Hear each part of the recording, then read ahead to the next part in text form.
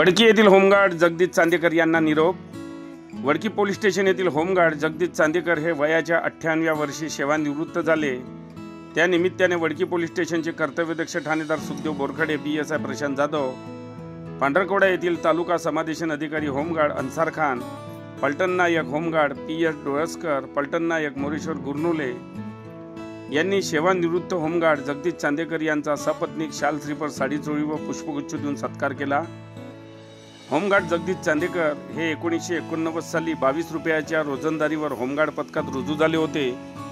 36 वर्ष सेवेनंतर शासनाच्या नियमाप्रमाणे ते सेवानिवृत्त झाले।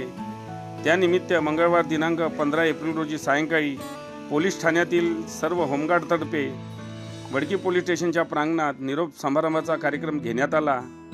होमगार्ड जगदीश चांदेकर हे अत्यंत मनमिळाऊ स्वभावाचे म्हणून त्यांची एक वेगळी ओळख आहे। त्यांनी होमगार्ड दलातील, जिल्ह्यातील, राज्यातील व इतर राज्यातील अनेक महत्त्वाचे कर्तव्य केले आहे। या निरोप समारंभ प्रसंगी ठाण्यातील पोलीस बांधवांनी त्यांना भेटवस्तू देत पुढील वाटचालीसाठी शुभेच्छा दिल्या। या कार्यक्रम प्रसंगी सेवानिवृत्त होमगार्ड जगदीश चांदेकर, त्यांच्या पत्नी मीना चांदेकर, मुलगा अक्षय चांदेकर, सून आरती चांदेकर सहपरिवार उपस्थित होते। या छोटेखानी कार्यक्रम प्रसंगी वडकी पोलीस ठाण्यातील महिला पोलीस कर्मचारी, पोलीस बांधवसह सर्व होमगार्ड उपस्थित होते।